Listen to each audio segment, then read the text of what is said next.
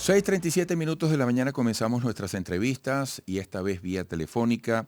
Tenemos a Vladimir Adrianza, doctor en Seguridad, Defensa y Desarrollo Integral, analista e investigador en Geopolítica Energética y Geoeconomía, profesor universitario. Vladimir, el gusto de siempre al darte la bienvenida. Buenos días. El gusto es mío, Eduardo. Realmente es grato estar en tu programa y conversar contigo. Gracias. Bueno, Vladimir, por favor, ponnos en contexto según tu criterio. ¿En qué consiste esta gira del presidente Nicolás Maduro al Caribe? ¿Cuáles son los grandes objetivos? Bueno, lo primero es buscar indiscutiblemente un camino de comunicación con el presidente de Guyana, Irfan Ali. Ellos se volvió a tratar el tema soberanamente en el marco de lo que fue la reunión de la CELAC. Venezuela ratificó su posición de buscar un acuerdo con Guyana y de forma directa. Venezuela no va a acatar la posición como ha venido diciéndolo. O sea, no va a reconocer, más que acatar, reconocer la decisión que pueda tomar la Corte Penal Internacional en torno a la Corte Internacional respecto a lo de Guyana, al asunto del diferendo que tenemos con Guyana, y definitivamente, pero la cuestión fue bastante cordial. De hecho, intercambiaron regalos. El presidente Maduro le regaló una caja con productos venezolanos. El presidente de Guyana le regaló una medalla y tengo entendido, una botella de ron bastante cara. Y entonces, pero definitivamente se maneja en el marco de lo que es la diplomacia, y eso realmente hay que celebrarlo. La posición de la gente de la CELAC ha sido buscar justamente los mecanismos de entendimiento entre Venezuela y Guyana, y eso fue muy positivo. Tengo entendido que también se trató la postura justamente de la CELAC en materia de todo lo que es la situación internacional. Creo que se comisionó a la presidenta de la CELAC en este momento para que ella establezca o desarrolle las vocerías que ya individualmente algunos presidentes han desarrollado en torno al tema de Gaza, al grave tema de lo que está sucediendo allá en el Medio Oriente. Entonces, y por supuesto se desarrolló un clima muy positivo, sobre todo porque se ve que hay la intención de hacer que la CELAC haga el papel que tiene que hacer, y sobre todo que se busque la cooperación entre los pueblos y no la guerra. Definitivamente que no le conviene a ninguno de los pueblos del sur global, como se llama ahorita, le conviene la guerra, le conviene el entendimiento. El presidente Maduro, en la cosa que afirmó, es que más temprano que tarde Guyana tenía que volver a los medios pues de entendimiento con Venezuela, y esos medios de entendimiento nos hacen es lo que realmente le conviene a ambos pueblos. Nosotros no tenemos por qué participar en una guerra, y sí podemos lograr un entendimiento con base a todo lo que ha sido los elementos que asignan el problema del diferente. Fíjate, Vladimir, ¿ese es el punto central o es el punto único? No, yo diría que no es el punto central. Yo diría que no es el único, puesto que estamos en un momento, un cambio internacional muy interesante, Eduardo. Y el cambio internacional está en que mientras diferentes países de lo que antes se llamaba el tercer mundo y ahora se llama el sur global, que tiene sentido que se llame sur global, puesto que los niveles de desarrollo de diferentes países han cambiado y las ópticas han cambiado. Las asociaciones también han cambiado. Ha emergido el mundo de los BRICS, y los BRICS ampliados como se empezó este año, y todo lo demás. Mientras hay un conjunto de países del sur global, como he dicho, el sur global en su plenitud busca acuerdos y cooperación, busca entendimiento, busca intercambio de capacidades y busca medios pacíficos para esa cooperación.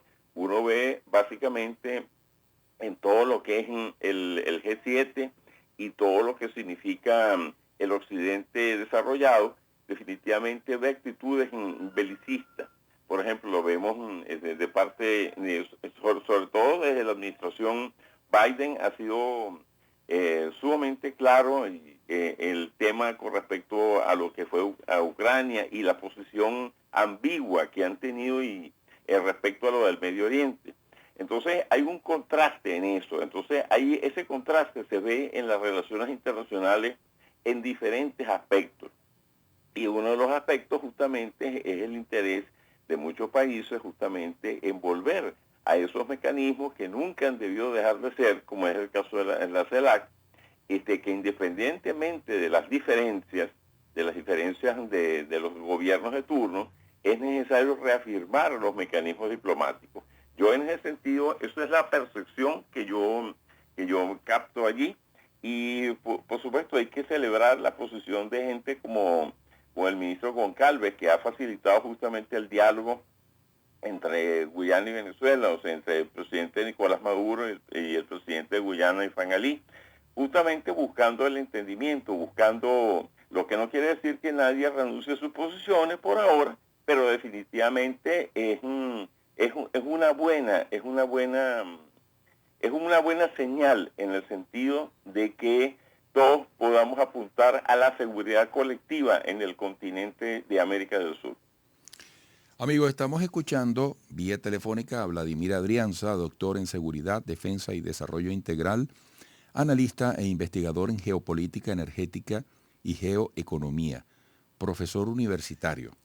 Como suelo decir en estos casos, sin sacarte del tema, Vladimir, en la complejidad que le toca manejar a Nicolás Maduro como jefe de Estado, ¿de qué manera juega el factor electoral? Que ya en Venezuela tiene fecha, el día de las elecciones, además de otros datos muy importantes del cronograma camino al 28 de julio. Ese factor, esa variable, ¿de qué manera incide dentro de las distintas estrategias? En este caso estamos hablando de política exterior de Nicolás Maduro. Bueno, yo lo que pienso es que el presidente Nicolás Maduro ha continuado con una agenda interna y externa, que es la misma.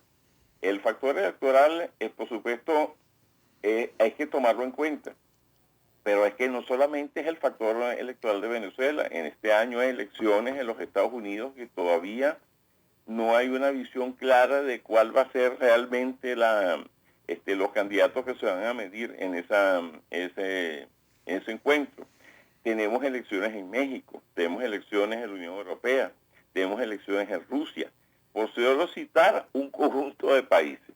Entonces estamos hablando de que todo lo relacionado con la situación internacional de las elecciones en diferentes países, por supuesto que va a influir o influye en alguna manera a cualquier caso en la política exterior de los países.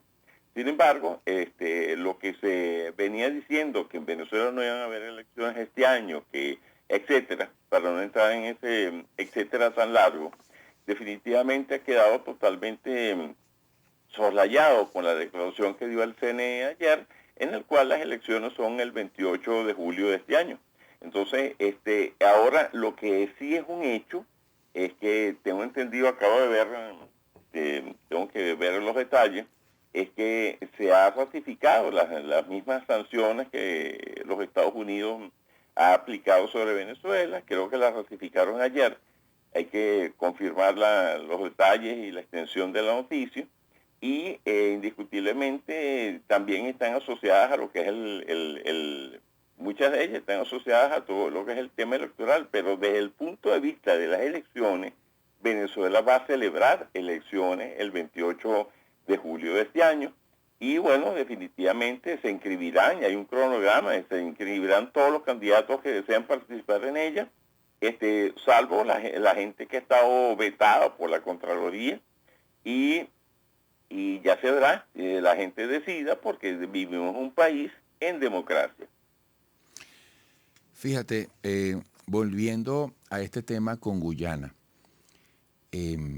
tuvimos referéndum a finales del año pasado.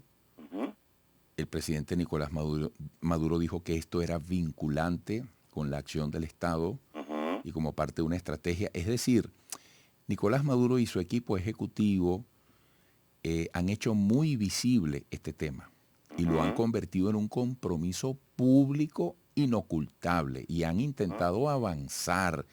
Y bueno, en la Asamblea Nacional se desarrolla una ley por la defensa de la Guayana Esequiba, bueno, y se van tomando decisiones, las diagonales desaparecen en esa parte del mapa venezolano y se crea el Estado de la Guayana Esequiba. Es decir, tú como especialista en todas estas áreas de geopolítica, de geoeconomía, esto es un compromiso, nos queda minuto y medio, pero esto es un compromiso insoslayable.